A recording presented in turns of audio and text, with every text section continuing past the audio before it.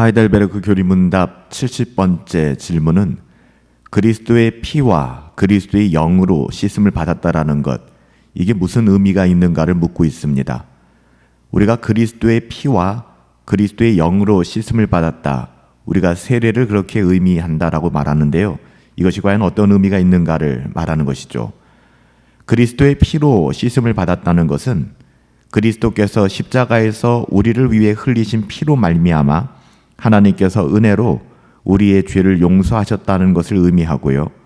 그리스도의 영으로 씻음을 받았다라는 것은 성령으로 우리를 거듭나게 하시고 그리스도의 지체가 되도록 거룩하게 하셨으며, 그 결과 우리가 죄에 대하여는 죽고 거룩하고 책망할 것이 없는 삶을 살도록 인도하신다라는 것을 의미합니다. 그리스도의 속죄의 희생은 선택하신 죄인들의 죄를 용서하는 근거가 되는 것입니다. 그리스도 예수께서는 선택된 자들을 위하여 그들의 죄된 삶의 자리 속으로 들어가셔서 십자가에서 우리의 죄를 위하여 피 흘리시고 돌아가셨습니다. 우리의 죄에 대한 대가를 지불하신 것이죠. 그리스도가 십자가에서 흘리신 보혈은 성령 하나님으로 인하여 선택된 하나님의 자녀들, 죄인들이지만 선택된 하나님의 자녀들에게 적용되어서 그 죄가 가리움을 받게 되는 겁니다. 죄 사함을 얻게 되는 것이죠. 그래서 그리스도의 보혈은 실제적으로 우리에게 유익을 가져다 주는 것이죠. 이것으로 우리의 죄가 용서받게 되는 것입니다. 이것은 하나님께서 거저 주시는 은혜, 우리의 어떠함이 아니라 우리의 선행의 공로가 아니라 전적인 하나님의 은혜로 우리에게 주신 구원의 열매입니다. 하나님께서 그리스도의 희생으로 선택하신 죄인들의 죄를 용서하시는 것이죠. 그래서 죄의 용서를 받은 죄인들은 우리의 어떠함 때문이 아니라 오직 예수 그리스도의 은혜로 말미암아 더 이상 정죄를 받지 않게 되는 것입니다. 그리스도의 영에 의해 씻김을 받았다라고 하는 것은 성령 하나님께서 선택한 하나님의 사람들, 죄인들 안에 역사하셔서 그의 심령을 거듭나게 하시고 중생하게 하는 것을 의미합니다. 이것은 성령에 의한 역사인데요, 성령 하나님께서는 영혼을 거룩하게 하시며 그리스도의 교회의 회원으로 우리를 받아들이기 합당하도록 그렇게 만들어 주십니다. 우린 전혀 교회와 어울릴 수 없는 사람들인데 주의 몸된 교회와 어울릴 수 있는 하나님의 자녀로 우리의 신분을 바꾸어 주신다는 것이죠. 그리고 진정으로 거듭난 중생한 영혼들에게 성화, 거룩한 삶이 시작되는 거예요. 따라서 칭의, 우리가 구원받았다고 하는 칭의와 성화는 반드시 연결될 수밖에 없는 것입니다.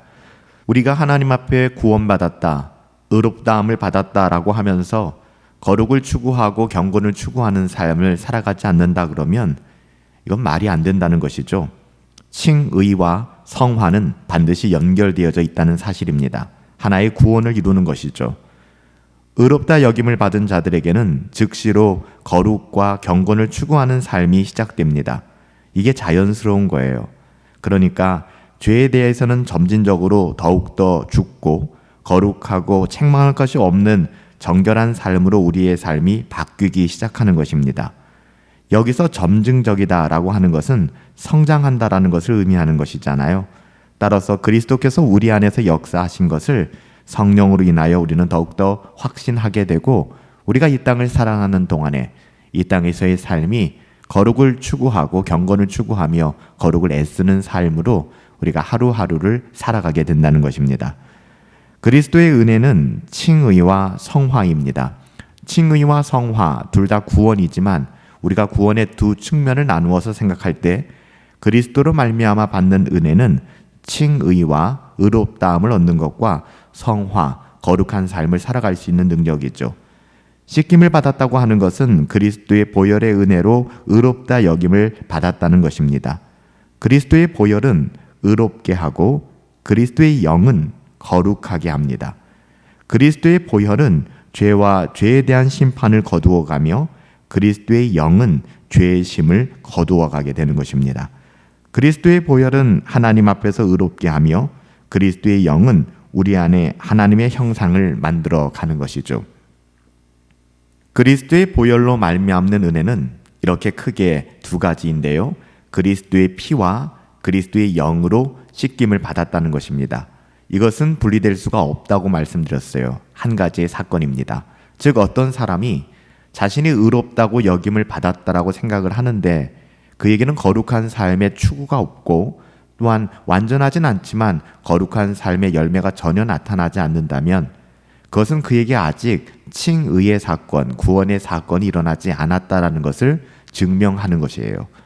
그는 자신을 속이고 있는 상태인 것이죠. 의롭다고 여김을 받으면 반드시 성화, 경건을 추구하고 거룩한 삶을 애쓰는 이런 삶의 자리가 회복되어지는 거예요. 그래서 히브리서 기자는 히브리서 12장 14절에서 성화 없는 구원은 없다라고 단정적으로 선언하고 있는 것이죠. 더욱이 예수님께서도 열매로 그 나무를 안다라고 분명히 말씀하셨습니다. 좋은 나무는 좋은 열매를 맺을 수밖에 없고 나쁜 나무는 결코 좋은 열매를 맺을 수 없다라고 말씀하신 것이죠. 우리는 그리스도의 피와 그리스도의 영으로 씻김을 받았다라고 얘기하는데 그리스도의 피와 그리스도의 영으로 씻김을 받았다, 이것이 어떤 의미가 있다고 했죠? 그리스도의 피로 씻음을 받았다라고 하는 것은 그리스도께서 십자가에서 우리를 위하여 흘리신 그 보혈로 말미암아 하나님께서 은혜로 우리의 죄를 용서하셨다는 것을 의미하잖아요. 그러니까 그리스도의 피로 우리는 의롭다고 여김을 받게 되었고 죄 용서를 받게 된 것이죠. 더불어 그리스도의 영으로 씻김을 받았다라고 하는 것은 우리의 경건한 삶, 성화와 연결된다고 했습니다. 성령으로 우리를 거듭나게 하시고 그리스도의 지체가 되도록 우리에게 경건을 추구하고 거룩한 삶을 애쓰도록 우리 성령 하나님께서 그리스도의 영으로 우리를 씻어주셨다는 것이죠. 그 결과 어때요? 우리는 죄에 대하여는 죽었고 거룩하고 책망할 것이 없는 의를 위하여, 의에 대하여는 살아있는 삶을 살아가게 되는 거예요. 그리스도의 피와 그리스도의 영으로 씻음을 받았다라는 것은 이 두 가지 의미를 담고 있는 것입니다. 살아계신 아버지 하나님, 우리를 그리스도의 피와 그리스도의 영으로 씻어주시고 하나님의 자녀답게 이 땅을 살아갈 수 있도록 거듭난 신자의 삶으로 초대하시고 인도하여 주시니 감사합니다. 그리스도의 피를 의지하여 우리가 하나님 앞에 설 수 있게 되었습니다. 그리스도의 영으로 말미암아 거룩한 삶, 하나님의 자녀다운 삶을 누릴 수 있게 되었습니다.